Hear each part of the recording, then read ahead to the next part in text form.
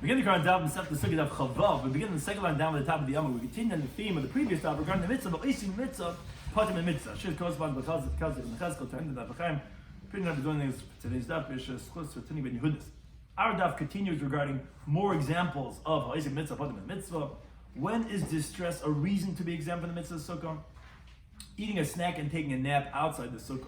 So in terms of concepts discussed in today's daf are, like we said, mitzvah put them in the sukkah. Someone who's in pain is exempt in the sukkah. Achil sarai means just taking a temporary eating, which is we call a snack. Resh Galusa is the one who's in charge of the Jews in the diaspora. The concept of Teshu came to do, which is the halacha that the mitzvah sukkah is similar to how you live in your house. Zel bazach, what you would do in your house, that you do in the sukkah. Not material malach shar is a very important concept. People get very perfectionistic. The Torah was it wasn't given to malach yashars. You're not perfect. You're not supposed to be perfect. So we get the current daf, second line down with the other title in the price. I'm going to Chananya ben Akavya, Kaisri Svarim Tfil Mezuzas. Interesting halacha for those who work in Judaica. Whoever writes Svarim, Sifrei Torah, Tfil Mezuzas, Hein v'Tagarein, them and their merchants, meaning those who buy from the Seifrim to sell it and to get people the Judaica that they need, and the Tagar Tagarein, which is then the middleman, who then sells to another merchant. Whoever is involved in the heavenly works, which Gemara points out, what does that mean? Whoever is engaged in Melechas Shemaim, that includes whoever sells tchelis for tzitzis. Peturin mikriyishma, they're exempt from kriyishma, min atfilah, from davening, min atfilah, and from wearing tefillin. Ubekol mitzvah, from all the mitzvahs said in the Torah. Why? Like kind of Rabbi Shloimy Schwartzberg, he says, argument said you're engaged in a mitzvah, patim in a mitzvah, which this is considered as a mitzvah. Now, obviously, as Teza previously pointed out, if you could do both, of course you have to. But if you can't do both, then this is considered Melechas Shemaim. You're engaged in a mitzvah. You're going to be part of a mitzvah of davening, kriyishma, tefillin. You're going to be exempt from all these mitzvahs. Which we continue on that thing. Turn around on the brayso. Halchi derachim by yom. If let's say you're traveling at daytime, so you're exempt from sukkah by daytime. Now, what's the reason for this? So Rashi brings. It says by Sukkah's Teshu that you should sit in the sukkah for 7 days. That's like how you would sit in your house. Now, just like all year round, this is a very important halacha l'maisa. Just like you wouldn't hold yourself back from traveling for business during the year, we have some people that are more not at home than they are at home. They're in Florida, they're in wherever place in Cancun or whatever. Cancun's so old, so last century. I'm sorry, whatever. There's a place like that, but they're never home, right? So to over here, the Torah doesn't require you to stay in the sukkah and be locked in over there. And that's the same thing why mitzvah is part of the sukkah says, because some Teshuv came to do it. If you had a leak in your apartment, you wouldn't stay there because you'd be mitzvah. So the sukkah is the same thing. The reason I'm mitzvah part of the sukkah is because Teshuv came to do it. So if you would travel from your home too, you wouldn't stay in your house. So you're part of the sukkah during the daytime. But you are obligated to sukkah at night because you're not traveling then. Let's say let's say you're traveling only at nighttime. So then when you're traveling, just like you travel at home, you're pater at night, then you would be sleeping during the day. You would sleep in the house, and then you're chayav in the sukkah during the daytime. Now, let's say you're traveling by day and by night, then you're pater in the sukkah both by day and by night. That's if you're traveling just for whatever reasons, for vacation or for business. Now, but let's say you're going for a mitzvah purpose. Then you're exempt both by day and by night, meaning even though you're only traveling during the daytime. And the reason is since you're busy and you're perturbed and you're focused on performing the mitzvah and the way you're supposed to be able to, so you're part of the mitzvah. With these two Amaram, when they came for the Shabbos of the Yom Tov to the house of the Reish Galusa, who he was the one in charge of the Greater Rebbe of all the people in Golas, they slept by the edge of the river of the Surah by Surah. And Amadi said, we are performing a mitzvah. We were coming to the drasha and to receive the face of the Reish Galusa. They were exempt from sukkah. So although they were at nighttime, they were taking a rest, they didn't sleep in the sukkah because they didn't have to, because they were shluchim mitzvah. To understand, if someone is protecting his city, is a city watchman by daytime, so you're exempt from sukkah by daytime, but you can be obligated at nighttime. Let's say you're protecting a city at nighttime. So then you're going to be pater at nighttime. Then you're going to be obligated during the daytime. Let's say you're watching the city both by day and by night. Then you're exempt both by day and by nighttime. Someone is watching gardens and orchards and he doesn't leave from there. So he's exempt both by day and by nighttime. So it's why? Why can't he make a sukkah over there where he's watching the gardens and sit over there? So the Gemara brings two answers. Abayam says no. Teshu came to do. It has to be that you're sitting in the sukkah is how you dwell in your house, which is, that's how the Torah obligated you to make and sit in the sukkah, which is with your bed and with your vessels and all your bedspreads. This guy can't, because he can't bring it out to the fields, to the garden, to the guten, and therefore it's not going to qualify for Teshu came to do it if you're exempt. That's not the way your house would be, because you're out in the hicks. So therefore, that's the same thing. Rav Ami says a different reason. He says pirtza kar leganav. It's like a mushal. A breach is a call to a thief. Also over here, that the ganav sees that you're sitting in the sukkah at nighttime. He's going to come and he's going to steal pears from the other side where you can't see from. If he knows that you're here and you're blocked in the sukkah, so it's a call to a thief to come and steal. So what's the difference between these two interpretations? The difference between them is the commented card de peri. If a person is watching just a pile of produce, which is always in front of him, he can protect it, so there's no pirtza kar leganav. So then, according to Abai, who says Teshu can do, you'd still be potter because you can't live, and it's not in the mala sikkah where you don't have your beds and everything, you don't have your home things, so therefore you're going to be potter. But according to Rava, you'd be chayiv because it's not pirtza kar leganav, because you could just watch it right there in front of your sukkah. It's just a pile of produce. Then you'd be chayiv. The Mishnah also said chayla mishamshein. Sick people and those who attend to them are potter. So the Gemara explains from Linda Braisom the source of this halacha. This is we said a sick person, not talking about a sick person that has it's a danger to his life.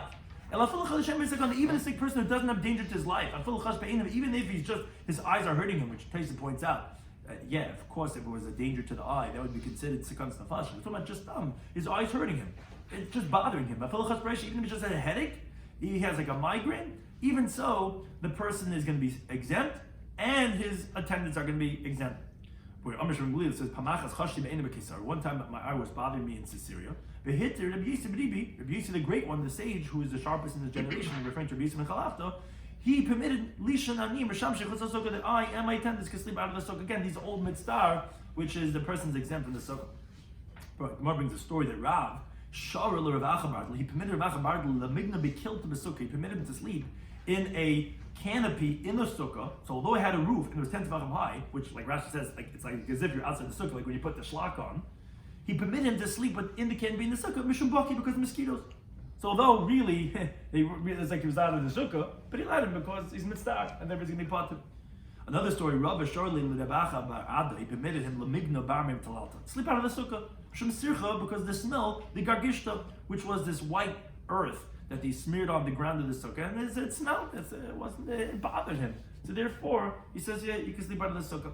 So the Gemara says, Rabbi Tamei, the Rabbi says, mitzvah, someone who the sukkah is painting him, put him in the sukkah. He's exempt from the sukkah. But the Gemara asks, we learned in our Mishnah, a sick person, and those who attend them are put in the sukkah. Sounds like in only sick person, mitzvah, but not someone who's just in pain. If it's mitzvah, why would you say chayla? Says the Gemara, no, they said chayla. The reason why we picked the sick person was who misham shabatur, because we want to say him and his attendant are potter.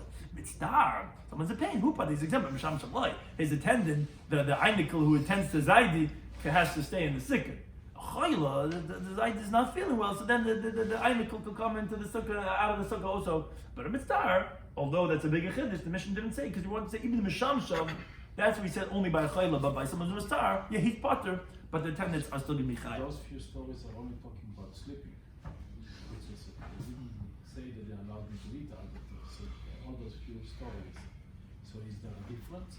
That's a good question. I don't know, maybe when he's eating it wasn't. It's a good question. Why Dafka would it say? I don't know why it would be any difference unless sleeping is lamigna. Sleeping, yeah, maybe because when you're up, the mosquitoes, they don't come and attack you. You know, when you wake up, you sleep during the night. You're like a mess almost. Yeah? I don't know. It's a good child. The Mishnah said that you could eat a snack out of the sukkah. It says how much is a snack? So Amar Rabbi Yisrael says tarte klas bay. That's around 2 or 3 eggs. So Amar Abaye says, what do you mean? But many times it's enough a person to eat that much for his whole meal. That's his permanent meal. A snack is 2 or 3 eggs. Who eats breakfast that's more than that? This is a whole suda over there. How can you call that a snack? Tell him Rabbi Abaye disagrees. It says, Kedeton bar beirav. It's how much a yeshiva student tastes. Va'ayla kala, and it goes into the drasha, which kala is one of the drashas they had. In the morning, when he's going to the base of medrash, he's worried that maybe the shiur is going to take a long time. And he has a mouthful and he drinks. That's how much is considered, which is also like a kebeya. That's how much is considered as a snack. but more than that would actually be considered a Sudas Kava. Related to a person is allowed to go ahead and eat a snack out of the sukkah, but then you now take a small nap, a snacking of a nap, so to speak. That temporary sleep you can't do out of the sukkah. So you might tell me, what's the discrepancy between, like someone just asked, why would there be a difference between eating and sleeping? So Amar Ravashi says, I'll tell you why. Because sleeping is different. Because if you're going to just take a doze, how many times have we know, I'm just going to doze off a little bit, and maybe the sleep is going to grab him, and he's going to end up taking a chraft. He's going to be out of commission for a long time. He's going to have a shinas kavah. And because of that definitely has to be in the sukkah, like any kviyas, like you do in your house. Therefore, you're not going to take just a little nap. Abai says, but wait a second. This is within the Brisa. The person is allowed to just doze off a little bit with the tefillin. But you cannot take a full sleep with his tefillin on. And the reason for that is because he might pass gas. Why do we let you just take a small little doze with your tefillin, but we should have the same chashash that you might fall asleep in the deep sleep, and we should say that even a small nap should be forbidden with the tefillin? Some Rabbi Yisrael says no, but there it's talking about where he tells his friend, if I doze off, if I fall asleep, wake me up, because I'm just going to go ahead and I want to doze off. That's why by tefillin we let you just doze off. So that masculine later, Rashash asks, says, what do you mean? Arvech, your guarantor, Arvitzarch needs a guarantor himself. Maybe he's going to lay down and fall asleep also. So how does that help, right? That you take two chaverim there, and you wake me up, right? You'll stay up, right? And he an hour later he falls asleep, and you both wake up at 12 o'clock, and the Rosh Yeshiva finds out, and you both get kicked out of yeshiva, right? So how does that help? So Elamad Abba, this is a different shot. The reason why by tefillin that we let you go ahead and do it like a just dozing off is we're talking about where you put your head between your lap. Where most definitely, that's why the stender is always, okay, whatever. But if you put it between your lap, then you know you're not going to fall asleep for like so long because your head's going to doze off, like in the middle of a good shiur. No one's there for like a few hours usually. So that's what we're talking about, where you could do it, that you know it's not going to turn into a long sleep. Whereas by sukkah, obviously, was talking about that you're just like taking a small nap on the bed, then you know for sure you're in trouble. Enough the children, you're not getting up so fast, and that's why we said that even a shinas arai you're not allowed to. Rav, he says, actually no. We're not concerned that if you're taking a doze, that you're going to fall asleep for a long time. And that's why by tefillin, you're allowed to just doze off with the tefillin as long as you don't lay down for a long sleep. Now, so then what's the reason why Sukkah Taka did we say that you're not even do shinas, even the small little dozing out of the sukkah? Oh, that's a different reason.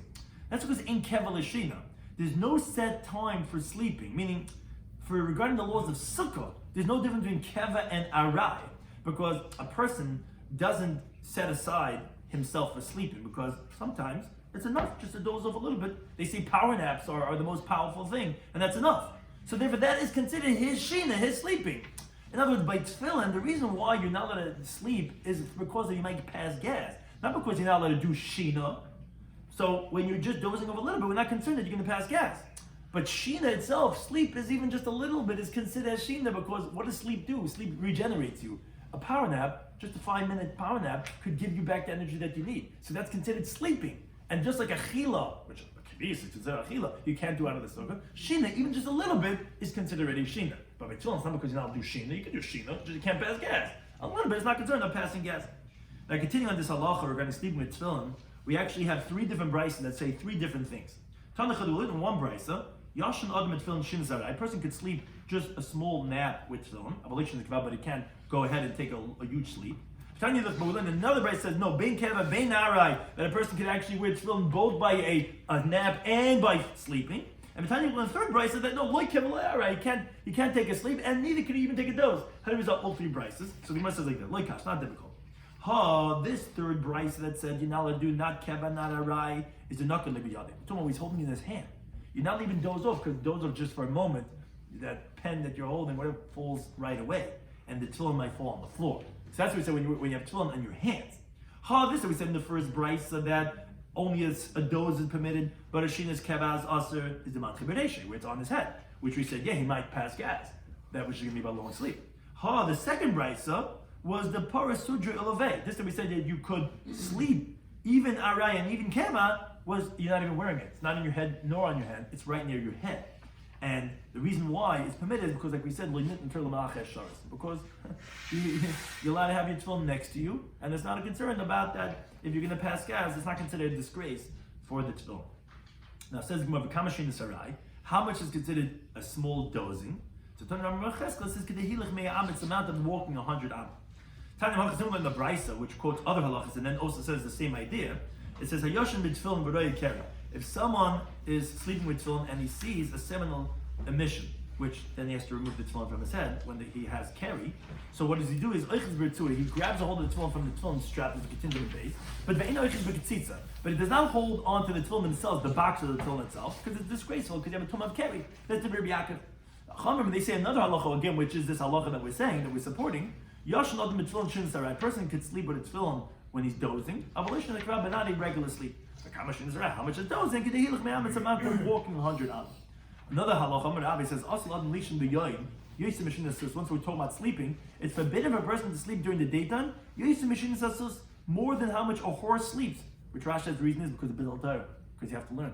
How could you be sleeping during the daytime? So you cannot sleep more than the amount that a horse sleeps. But Kamashina says, how much does a horse sleep? Sheet initially, it's 60 breaths, which is the famous Bi'alach, exactly what is that? How many minutes is that? Up to half hour, as little as 3 minutes. But you can't sleep more than that during the daytime.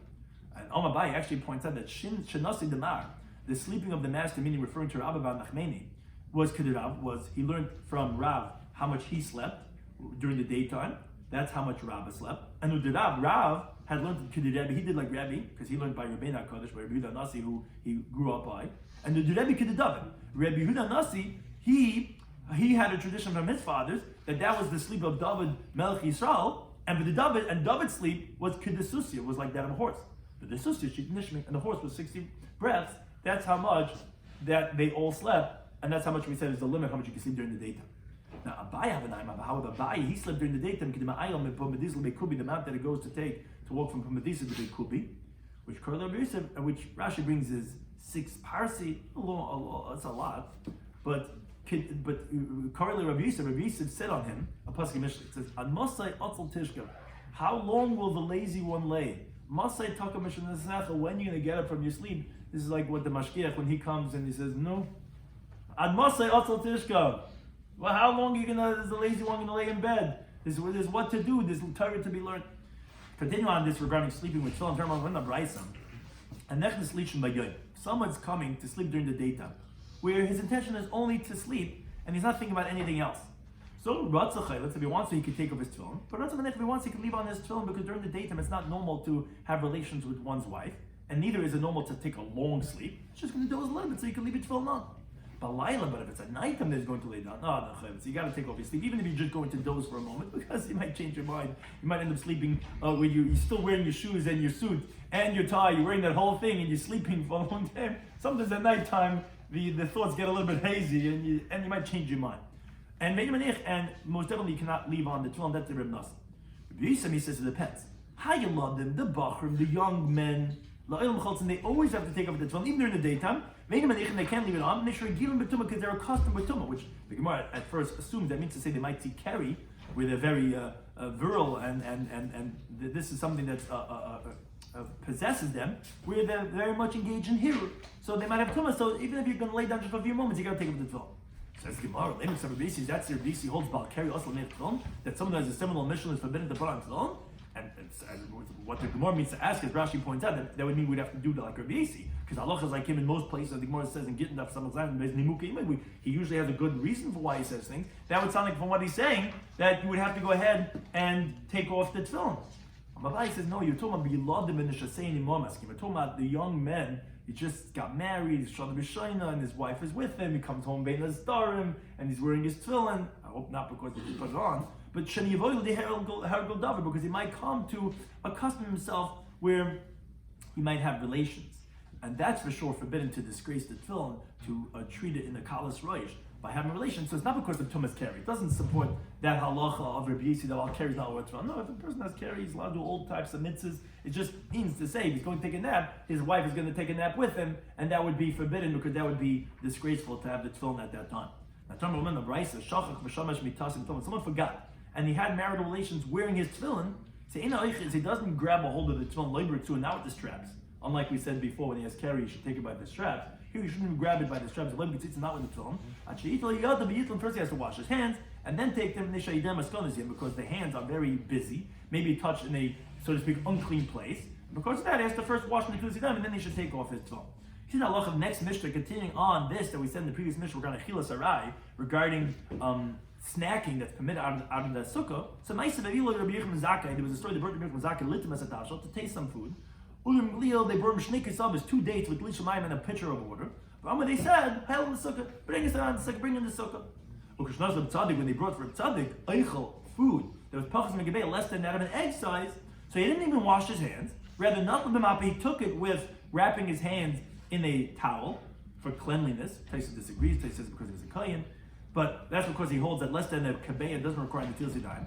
And he ate out of the sukkah, he didn't require a sukkah. And he didn't even bench afterwards because he holds like a Yehuda in Brachas on Testament Al, which says has to be an eating that has satiation, the sabata, which is kabeya.